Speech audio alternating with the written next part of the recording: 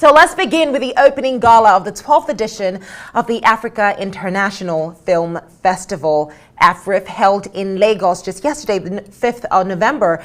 Now, this event was beautiful, completely attracted the best of Nollywood's pace-setting era of stars, the current generation of stars, of course, fostering the industry's evolution, producers, some of the biggest entertainers. But definitely for a lot of people, the biggest highlight of the night was the opening film, Aura, written and directed by acclaimed Nigerian-Canadian filmmaker Lonzo Nzekwe.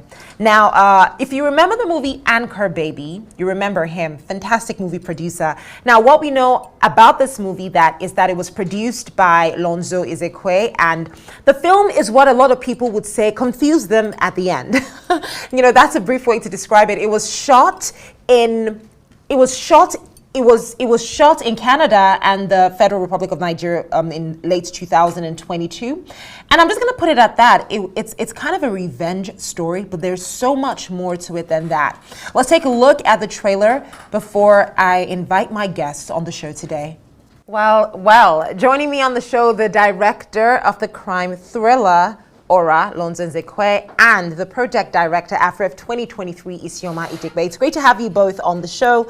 I'm going to begin with you, Isioma. And I know everyone is expecting me to, first of all, speak to Lonzo, but, you know, Isioma, how did you feel? Because, I mean, the opening movie was one that I've gotten a lot of different reactions about. And I know Lonzo is right beside you, but how did you feel at the end of it?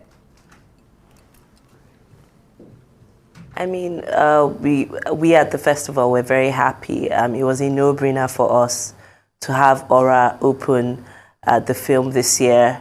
Lonzo is a fantastic filmmaker.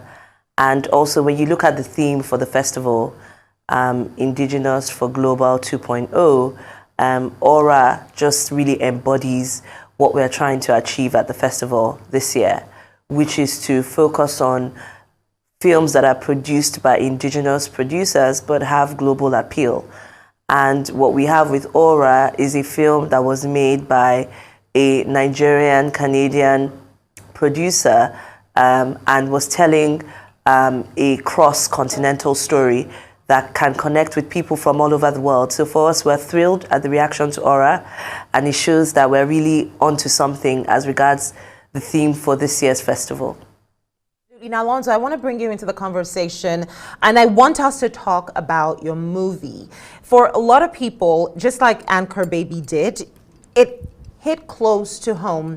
And I imagine that, you know, for you to produce a movie like this, it speaks beyond what the movie is. It speaks to something that is also a bit personal. Correct me if I'm wrong.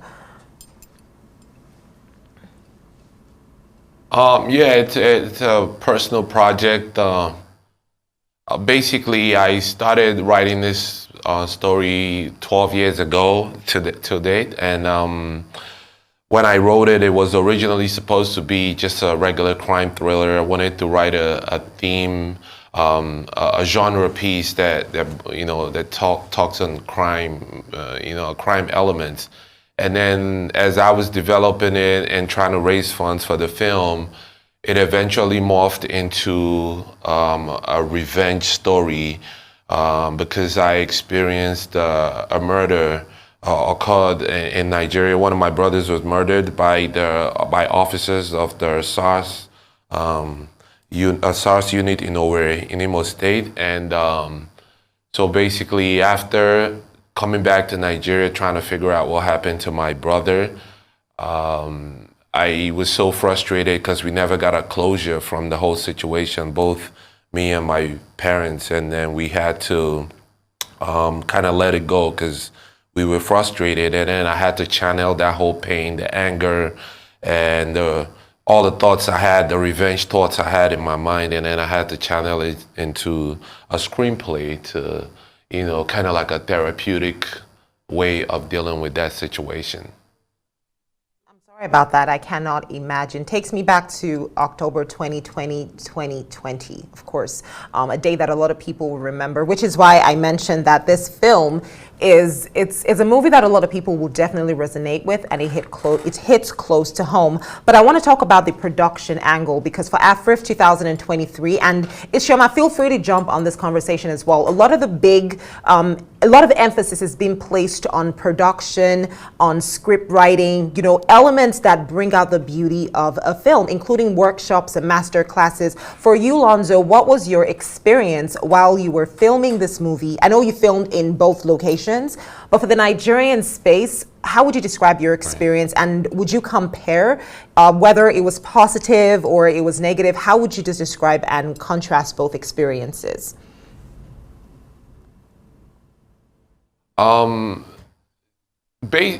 Shooting in Canada was a lot more easier because we have, like, obviously the structure to get anything done. The Nigeria was a challenge, but at the same time, it was a great experience for us because for the simple fact that while we were shooting in Canada, we were kind of like pre-producing in Nigeria, like over the phone and via Zoom. But the great experience that we had, and the good thing that we had was that we had a great line producer in the name of Bose Oshin and her team. So she put together a great team that made it a seamless, entry for us into Nigeria. And it was something that I'm glad that we did, because it allowed us to not shoot this movie in any other country. Because, as you can tell, there's no co-production treaty between Nigeria and Canada. And basically, we come in from Canada to shoot this film in Lagos. We took a loss because there was no tax credit that we were gonna get. So wherever money that we spent in Nigeria, we did not get it back in terms of tax credit, which is the reason why co-production treaties with both countries are very important. And we actually at TIFF this year, we had a panel discussion about that, and it's something that is needed in the industry. So in summation, I think it was a great experience in Nigeria because it's something I always wanted to do. I always wanted to shoot a film in Nigeria, knowing the challenges of shooting here. But what we took away from it was that it was something that was needed, and it's something that made the movie stand out, even globally, even when we screened it at other festivals around the world. Just the Nigerian aspect made it stand out, and people really loved it, the contrast between Nigeria and Canada, and it was, shown clearly in the movie, and I appreciate that experience. Now, Isioma, just to add yes, to that, please. And I'm glad that. No, please jump on it. I'm glad that Lonzo touched on the issue of tax credits and tax breaks. Coincidentally today, because we do have industry program where we have various panel sessions or master classes where we talk about the policy issues or business issues that arise within the film and television industry in Nigeria and, of course, in the wider African continent. And our very first session today was titled Creating an Enabling Environment for the African Film and Television Industry, the intersection between policy and finance. And we had His Excellency, the Governor of Lagos State, represented there, Herbert Wigwe of Wigwe University, and representative from Afrexim Bank and Pac Capital. And it was interesting that Lonzo mentioned the issue of the tax credits, because these are policy issues where Nigeria needs to do a lot of work to make it more attractive for people to outsource productions to Nigeria or even execute productions within Nigeria. And also signing co-production treaties that essentially allow Nigerian films to take on the status of the sister countries which we execute co-production treaties with. Again, this is some of the work that I also do in my capacity as partner of media and entertainment at Bunuka. But in AFRIFF, this is a big issue for us, and that's why we do these industry sessions to engage not just the stakeholders in terms of the professionals within the industry, but also the government to understand that these beautiful films that we are seeing, there is a commercial backdrop and a policy backdrop to it that needs to be fertilized to encourage more auras and more of the fantastic films that you're going to see and watch at AFRIFF. Absolutely, and I'm happy that you spoke on the discussions that are going on at AFRIFF, because today was a full day, and I'm just going to read out some other conversations that I believe were had. The future of Indigenous content, empowering filmmakers to tell better African stories, independent storytellers and local support, and global media makers in conversation with African filmmakers. Now, when I look through these conversations, all is centered on seeing how we can build better filmmakers. But Isioma, I have a concern, and my concern is the issues around financing, funding, production for filmmaking in Nigeria goes beyond Lagos State. And for filmmakers, say in Aba, or filmmakers in Kano State, or filmmakers in Ekiti, how is AFRIFF bringing Nigeria as a whole into this conversation? Because while we might have a representative from the Lagos State government, Lagos is definitely the entertainment capital of Nigeria, but then there are other locations that are doing same. So are there plans, or is all this integrated into these conversations? Most definitely. I mean, when we also invited Her Excellency, the Minister of Arts, Culture and the Creative Economy, who also sent a representative who is attending the festival. So of course, that means that we are also covering the federal aspect, like you rightly pointed out. And of course, we also bring in filmmakers from across the country every year to the festival. So these filmmakers are also exposed to all this knowledge, and they can join our workshops and masterclasses to also upskill themselves to be competitive. But when you look at the issue of policy for film and television in Nigeria and the wider African continent, that takes into consideration not just the major cities like Lagos, Abuja, Port Harcourt, or Kano. It takes care of everyone who is working within the ecosystem. The idea is that when you have good policies that support the industry, it should encourage financing to be unlocked by virtue of things like tax credits, grants, and the rest. And it would also encourage more local commissioning of works. It's a whole broad conversation. I don't think we have time to go into it, and there needs to be a whole other session to talk about film and television policy in Nigeria. You're looking at issues about unlocking the broadcasting sector, for example, which would be major in terms of unlocking opportunities for filmmakers in other parts of the country.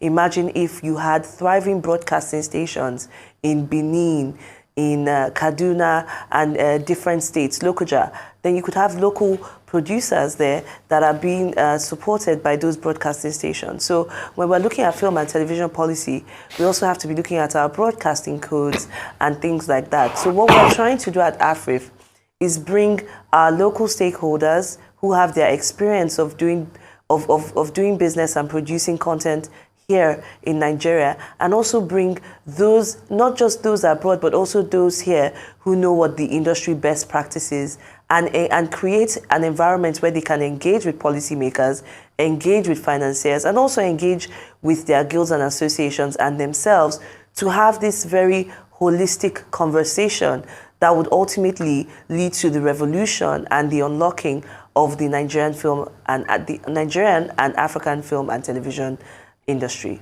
Thank you, Isioma. Now, Lonzo, before we wrap this up, I have to ask you a question that I've had for the longest time, and I can't believe that we're actually here. So I've always wondered why there was no sequel to Anchor Baby, and I ask this because that story was the most, all the way back in 2010. It's haunted me for the longest time because I cannot believe that just happened and it just happened. And if anyone hasn't seen it, you need to go see Anchor Baby. It is a fantastic movie. Amani Oboli was in it. You know, a story that speaks to real life. You know, so Lonzo, for those of us who've seen the movie and are wondering, well, here we meet again at AFRIFF. What's going on? What happened? I guess she's still looking for the baby. So when she finds the baby and it's a closure, maybe there'll be a sequel. But for now, there's no information that's coming in my dreams or whatever to get me to feel like there's a sequel. I feel like the story actually ended the way it should end. And, you know, things like that happen. And that's part of how I write, because you know I try to not pull no punches when I write my stories, and the way it comes to me, or how I experience things, or you know, whether it's directly or vicariously through somebody else, that's what comes out. I try not to insert myself in that process, and as you write, the characters kind of take over the story. And in that situation with Aura, Anchor Baby, that's how it was supposed to end. And if I wake up tomorrow and get this epiphany or whatever that allows me to come up with a great sequel, and maybe there will be, but for now, there's nothing like that. Well, Lonzo, I'm going to say this because I was asking for everybody else, but for me personally, I strongly believe that movie taught us one thing. There's nothing as painful as the pain of regret. So you got to make the right choices. And that's one thing I took from that movie. Lonzo, Isioma, thank you both so much for joining me on Arise 360. And we look forward to better conversations, other movies that we'll be showing, because we know AFRIFF is up until the 11th of November, 2023. So I look forward to catching up with both of you at the festival. Thank you for joining me again.